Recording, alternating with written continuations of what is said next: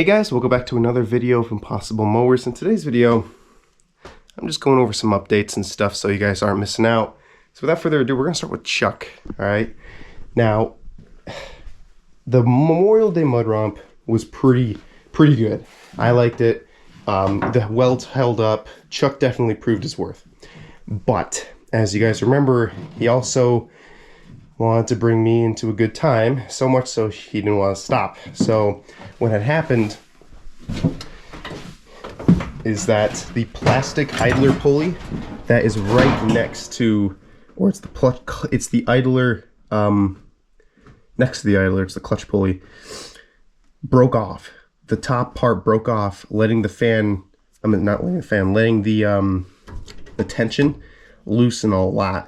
And when you have these clutches that have loose tension, if it's a lot of tension, it should be right about here, which is where Chuck used to be. But he went all the way down, flopped down to the bottom. So we lost complete and utter control of the clutch. And what I had to do was dig it out from my foot and engage it. And when your clutch is folded like this, you can't use your brakes because the brakes don't go that way. You have to engage them going this way. So luckily I was able to engage them, and I was able to dig my foot out of the clutch, from under the clutch, and engage my system brake. But that's still a worry I have with this rig, is we have 4th of July coming up. You know, I'm going to be hitting third gear here and there if it's as muddy as it was last time, and I can't have this clutch fold on me. So I'm going all out. What I'm going to do is I'm going to do two things. The shaft that goes to the braking system is really long. And the reason why it's long is because I didn't have another shaft on me, and it works. But the problem is the shaft for the braking, because it's too long, it's giving the clutch way too much play. So the one thing I did was I found a Craftsman mower from a junkyard of my buddies, and we found a shorter clutch, I don't know what to call this, clutch bar.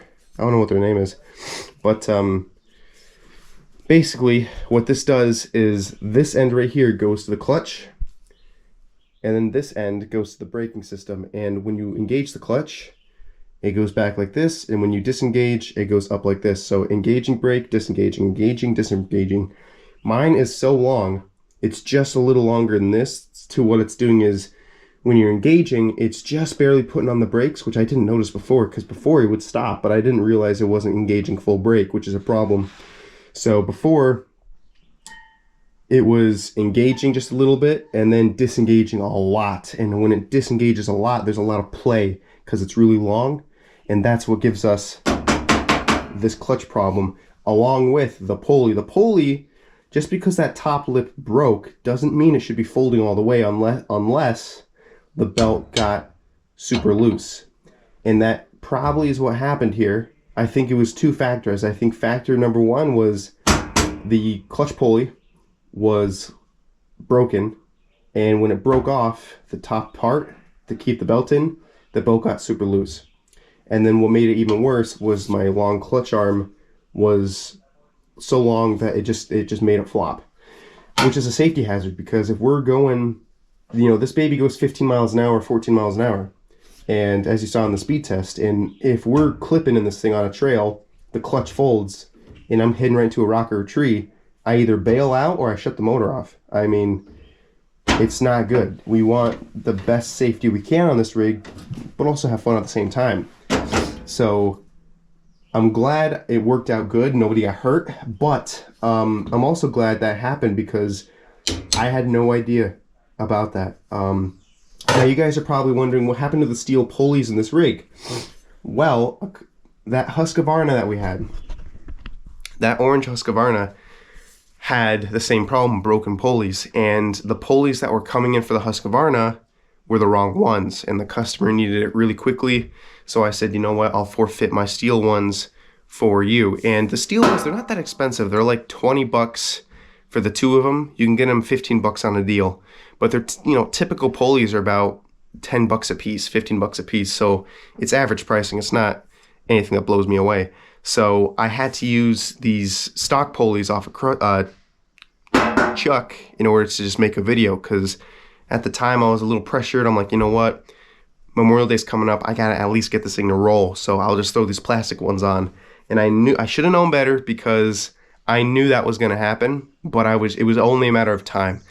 Even when this thing's in low gear, that engine is spinning super, super fast. When you pulley swap a mower, it's gonna spin everything super, super fast. Idlers, trans pulley, drive pulley, everything's being spun really fast. It's just being geared at a different setting.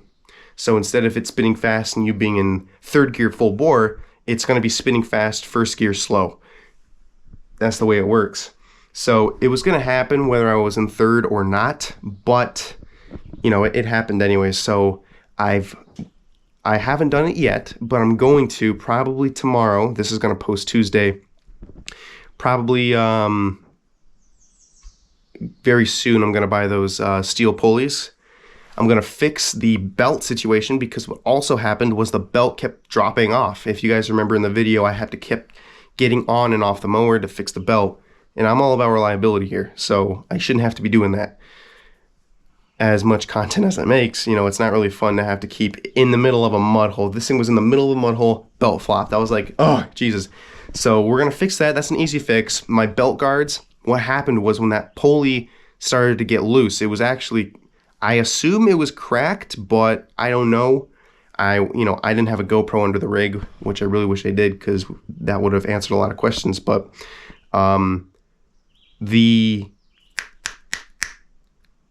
damn it, I can't think of it. Oh yes, the pulley. Yeah, I can only assume that it was getting loose or something because my belt guards were on there pretty damn good, and the belt kicked off and it bent one of the guards. So what I gotta do now is buy those new pulleys, get the clutch assembly worked out, which is pretty easy, and then get the belt guards beefed up. I used some thin steel. You know, I knew they were gonna bend, but like I said, when I'm getting close to something, I gotta get it running, you know, but I try to get it running as best as I can and as safe as I can too. So, yeah, so that's what happened, guys. I just wanted to give you guys a quick update on that. We are going to be making some videos on repairing Chuck. I'm glad they're minor, but, you know, we could have melted the wiring harness because of something could have shorted out.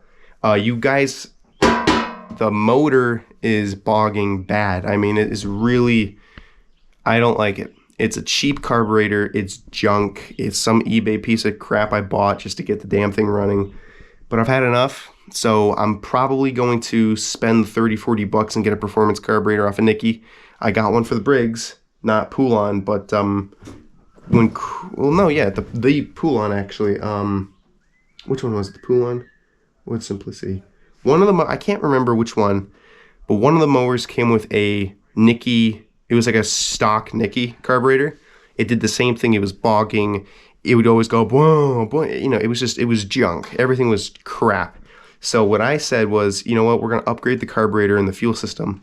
And what I did was I put a Nicky Performance carburetor on there. Never happened again. Never happened again. So that's probably what I'm going to do with this.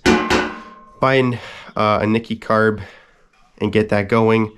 So just so you guys know, for Chuck, he needs the belt to be put back on, the belt guards to be installed, beefier ones, new idler pulleys, the clutch system to be dealt with, and a new carburetor because this one works, but it is really, really cheap.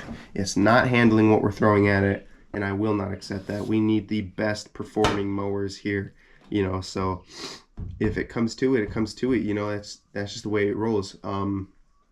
But yeah, so that's the hope for this 4th of July, at least. We might be looking at a transmission swap soon. I know you guys are probably thinking, well, you just pulley swap this thing. Well, my dumb brain didn't realize that the trans was cracked. I thought it was a gasket that was leaking, so I didn't really worry about it. You know how the oil drips. Wrong. The trans is cracked on the bottom passenger side of the axle. So like here's the axle shaft. There's a little hole here with the gasket. It's cracked right on the bottom of it. I'll show you guys when I go to replace it, but I'm probably just going to keep running it and just run it until it breaks. I don't like doing that to mowers, but when it comes to a transmission, you cannot weld transmissions unless you're really, really good at it and you have a really good welder, you have a really good setting. I'm not the best welder. I don't have the best welder, and I don't know the best setting. I'm not a welder kind of guy, you know? So what's probably going to happen is I'm probably going to swap out this transmission with a oil-cooled 3-speed. So it's gonna be the same, but a better oil-cooled 3-speed. Yeah, so it's still going to be pulley swapped. Don't worry about it. I'm just swapping out transmissions, and the shifting should be the same. 1, 2, 3, neutral, reverse. You all know the deal. And then down the road, I would like to upgrade the steering, because the steering was like 40 bucks off of eBay. And it said it was coming from Go Power Sports on eBay. I should have known better, because it didn't. It had all the authentic stuff on it, but it was actually aftermarket. And I'm finding that out now, because the steering should not be this hard. You see right there, it's locking up. I have to really push on it. It's actually not doing it right now. See how junky that is? That is just, that's not good. So I'll probably run it for the next couple romps, but I'm actually going to call up Go Power Sports. I'm going to pay for the $80, $90, $100 steering system, and it's going to be good steering. The steering should be beautiful, nice and smooth, but instead it's really rocky and hard. And the reason why is because this rack and pinion is not the one that I thought I was ordering. I thought I was ordering a square flat back. This was a rounded off one. And I made it work anyways, because I couldn't send it back, and I really needed this thing on the road. So I got it to work, but I didn't find out it wasn't from Go Power Sports until after installed, and then after a few months after installation. So that kind of sucks, but don't go aftermarket, guys. You know, if you really got it tight, I mean, go for it, because I don't like going aftermarket, but I only go aftermarket if it's really tight, and it was pretty tight for me. So, you know, this thing's just gonna need some TLC. So, like I said, pulleys, belt, transmission, steering. I'm gonna have to come up on an oil change soon with this thing. So, you know, it's gonna be a bit. So, I'm hoping to get this thing on the road for 4th of July. I think I will. So don't worry about that. You will see Chuck, Krusty, and hopefully the 2 mowers we couldn't bring for the Memorial Day, which is the Suburban and then the Craftsman 2, that, you know, the old 6-speed. The Suburban was a fuel problem. Apparently the fuel tank, the pump, was being jammed up with something in the pump. So we cleared it out, and the moment I cleared it out, ran like new. So the Suburban 212, and the Suburban riding mower will be good for off-roading. The Craftsman 2, we're gonna put some new front tires on it. Just picked those up from Tractor Supply. And then, yeah, I could off-road with Winnie the Pooh. It is meant for it. It's got the 6-speed transmission. It's high off the ground. The blade tech's only 4 clips. 1, 2, 3, 4. Boom, it's out. But I don't think I want to do that, because it took me a while to get this thing running, and I think I'll just use this as a haul around town. But if I do have to go on the trails for something, I can use the Poulan. But I don't really want to beat on this thing, because it's not there yet. It's still got some stuff to go. But that's Krusty. Chuck, sorry. Figured I'd let you guys know, give you guys an update. We will be doing a video on the Simplicity soon, and the John Deere 140.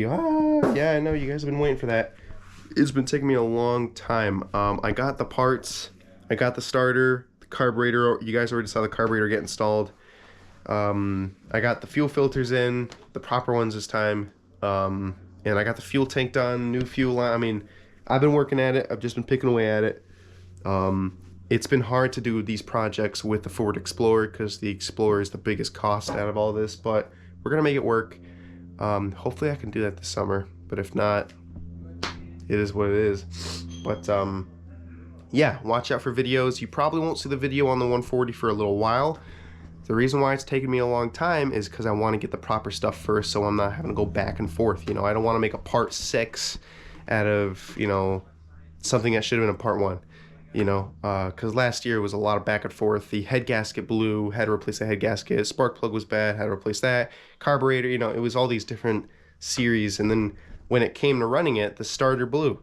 And I was like, Jesus. So you know, there's that. And then we're probably gonna make a video on the 318 and a video on the War Wagon, the old square body there, getting the oil changed on that, taking that for a little burn, little cruise. So there's a lot. Also keep in mind, we're going to be posting Mondays. Wait, no, not Mondays. Tuesdays and Fridays. Blech. I have a little more time off my hands. You know, work's not so heavy on me, and I'm on vacation right now. So there's that. So Tuesdays and Fridays, watch out for Impossible Mowers. We're going to be posting a lot more, doing a lot more stuff. Hopefully we do a lot more off-roading and fun stuff than we do have repairing. Although the repairing can be fun too. I just don't want it to get too old. But yeah, I figured I'd just give you guys that update. We might be reviving another mower that has been the original mower. It was the first mower that we ever got that started this whole revolution. So I'm not going to spoil it to you guys, but you will be seeing that up and running again. If not this year, next year. But yeah, and the shop's getting an update hopefully this year. I don't know. I gotta wait on some stuff, but I definitely want to get another shelf, another toolbox, get a heater installed, get gaskets put in the doors so we're not freezing our ass off in the winter, get those resealed because these don't seal very well, and then get some new lights. So you can see all the stuff on the ground here. I'm trying to make it as neat as I can because I don't have a second shelf, but all that comes in time. So without further ado, remember to like, comment, subscribe. I hope you enjoyed this video, and hopefully this video gave you guys some comfort in knowing what's going to happen in forward. I know I've been getting a lot of Instagram chats and a lot of YouTube comments and chats about the biggest ones have been on the 140, Chuck, and surprisingly Krusty too. I didn't really know people were that deep into him, but and the Simplicity too. So that'll be some good stuff. So hopefully that answered some of your questions. A lot of them were like, when's Chuck gonna be on the road? Is the Simplicity? What year is the Simplicity? All that stuff. There will be a separate video on that, hopefully this week too. And hopefully we can run it and drive it for you guys and show you the problems with it. But yeah, no. So I really appreciate the love and support you guys have been showing me. So without further ado, leave a like, a comment. I hope you guys stay safe, and I'll catch you guys next time.